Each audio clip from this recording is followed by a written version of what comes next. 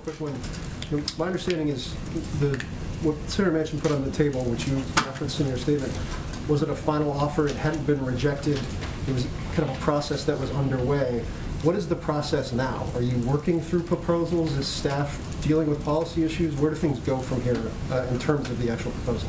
Well, clearly the next couple of weeks will be important and pivotal and certainly involve high-level staff engagements, involve the president and his engagements directly with members. And we have been engaged with leadership, with members of the Senate and their staff over the course of the last 24 hours to talk about the path forward. You saw, I'm sure, Leader Schumer's statement this morning, and we will stay in close touch and in close coordination with him and his team on the path forward in January.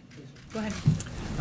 On Build Back Better, did you see the Steve Clemens article today blaming the White House for incivility towards Senator Manchin, and specifically the statement that was released on Thursday, I think, Thursday evening, in which the read or the assessment was that the senator thought that statement blamed him in a way that wasn't in keeping with the approach that he and the president had been dealing with.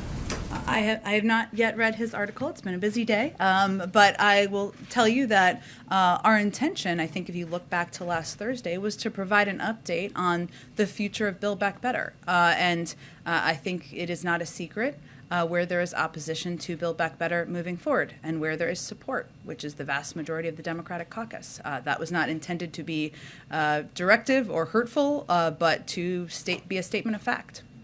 Go ahead. Yeah, thank you, Jen. In a press call this afternoon, Representative Jayapal, chair, one of the House Progressive Caucus, called on President Biden to pursue executive action to pass components of the Build Back Better legislation. Is this something that the White House would consider or even thinks is a realistic possibility to pass some of these elements?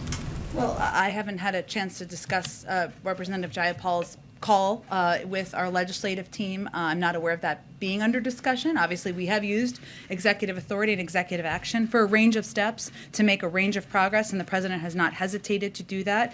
The benefit of legislation is obviously it makes it permanent, so there's a lot of value in that, but I can see if that's something more under active consideration. Regarding communications with Senator Manchin, you've not said much on that. I mean, are you able to confirm that whether or not President Biden has reached out to the senator today?